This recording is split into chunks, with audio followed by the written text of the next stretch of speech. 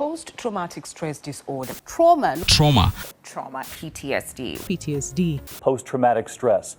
Post-traumatic stress disorder, or PTSD among men and women. It's not something that a lot of people understand. Varies from person to person. So what exactly is PTSD and how do you cope with it?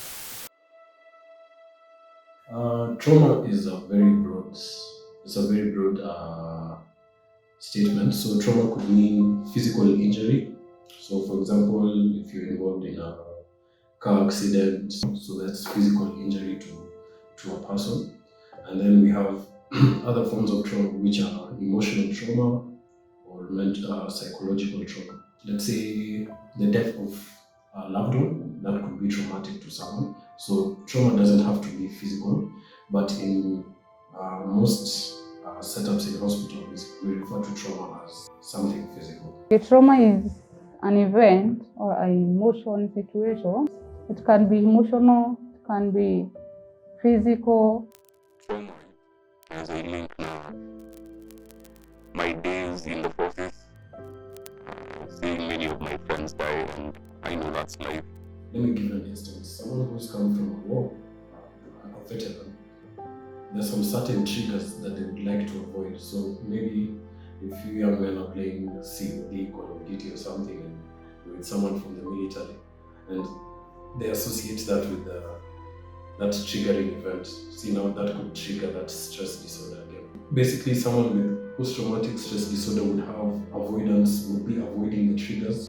I like to stay time cautious. I'm always aware of who's around me.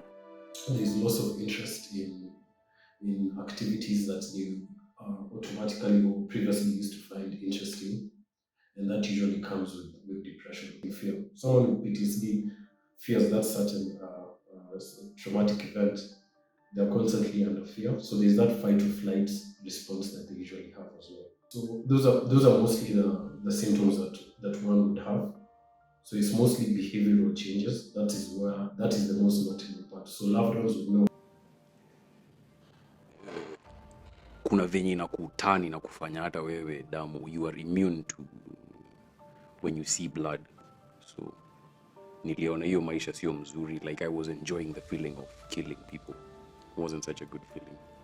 So post-traumatic stress disorder, PTSD in short, I would define it as a disorder that is characterized by someone who cannot move on from a certain traumatic event, and they present with certain signs and symptoms. Before it happened, I used to be so comfortable with leaving school at any time. Now I can't leave school during 3 to 4. I'm just... The signs and symptoms of post-traumatic stress disorder are mostly psychological. By the time nilikuwa narudi nyumbani, bibi walikuwa wanataka kuenda kwa wazazi. Nothing much I could have done. So what I did was take my daughter in, but I still had the issues. I had the trauma behind my back. I could never forget what I saw.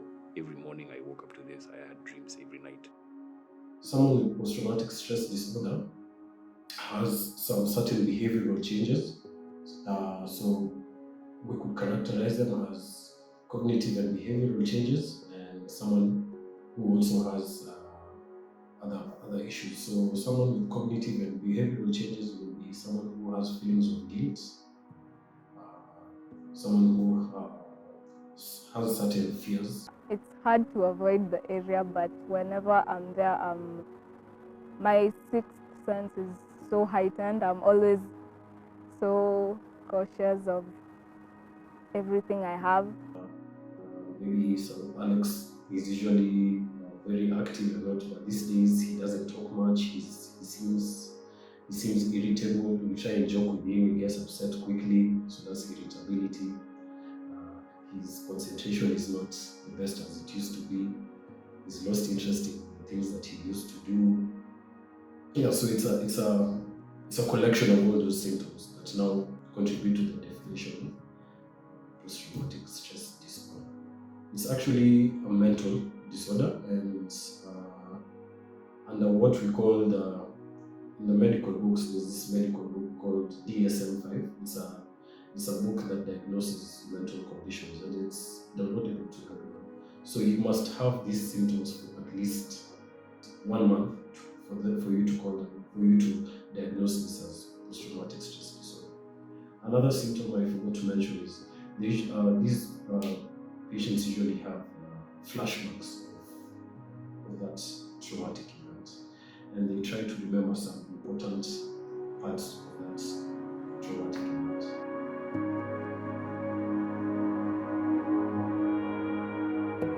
Trauma is more generalized. PTSD is now under trauma. Why do some people develop PTSD after trauma and others don't? It's not known. There's no book that says this is because this one won't develop. It just happens. So most people who undergo traumatic events won't actually develop post-traumatic stress disorder, but others do. 7 to 8 people out of 100 usually develop PTSD following a traumatic event. So you can see it's not something that is too common, but it does occur. There's some people with what we call resilience. There are people who are more resilient than others. So you find those more resilient ones won't develop PTSD, but others won't. Ways of preventing PTSD after a traumatic event.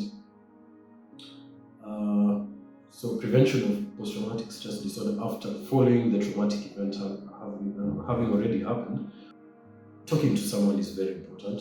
Could be a loved one. So if following a traumatic event, and it's not always someone from the military, maybe you've been abused.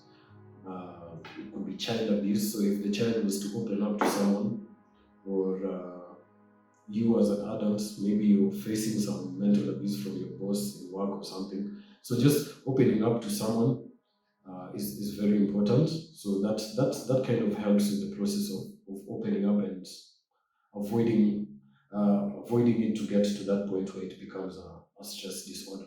We mostly talk about, especially in the youth, there's so many suicide rates and everything. Maybe someone could have experienced a traumatic event, but they don't talk to anyone. And you lose the loved one like that just because they haven't opened up. So I'd say the most effective way is just to talk to someone you know who cares about you, and that goes a long way. And then you can follow treatment after that.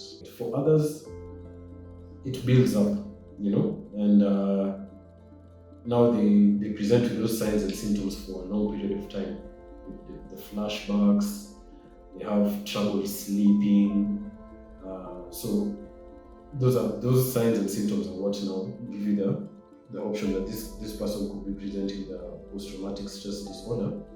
So, and does nothing. So yeah, it's good to open up. That goes a long way with helping people with post-traumatic stress disorder. So the treatment for post-traumatic stress disorder, there are various treatments. So like I mentioned, talking to someone, and now if it has been actually diagnosed that you have PTSD, having someone to talk to, what we call psychotherapy. So psychotherapy is having a sit down with a healthcare professional, a psychologist, or even a psychiatrist, or even a counselor, and you talk through that traumatic event. And there are about 6 to 12 sessions, 10 to 12 sessions, where you try and talk about this stress disorder and how to go about coping. Also medications. There are some medications that can help with having post-traumatic stress disorder. These people sometimes present with depression. So we have these drugs what are called antidepressants. So the psychiatrist is the one usually, or psychologist, they're the ones who usually prescribe these medications for someone. So there's the talking therapy, there's the actual medications such as antidepressants, and there are other things like cognitive and behavioral therapy. So basically, cognitive and behavioral therapy, CBT, what we call in short, is where they try and help you change your behaviors when you're trying to deal with this PTSD. So, number one, how to avoid the triggers. There are things that trigger that remembering that traumatic event. So, avoidance of the triggers, and if triggered, how to cope with your thoughts and feelings. And basically, how to manage your social and formal relationships, because people with PTSD also, if it is diagnosed, that means that it has also affected their work, or it has affected their relationships with their loved ones. So this CBT, cognitive behavioral therapy, kind of it helps you maneuver around life generally, and how to act around other people even when you're under this stress. Trauma is a very vague term. Trauma could be physical injury, it could be something emotional, like I said, the death of a loved one. So it doesn't have to be physical. Even me pricking myself with this pencil and I get hurt, that is a form of trauma. That is physical trauma. Or someone constantly insulting me, that's also, and I get affected by it, that's also, I can refer to that as psychological trauma as well. So, or an event that causes an emotional response from you, that is what you can refer to as emotional trauma.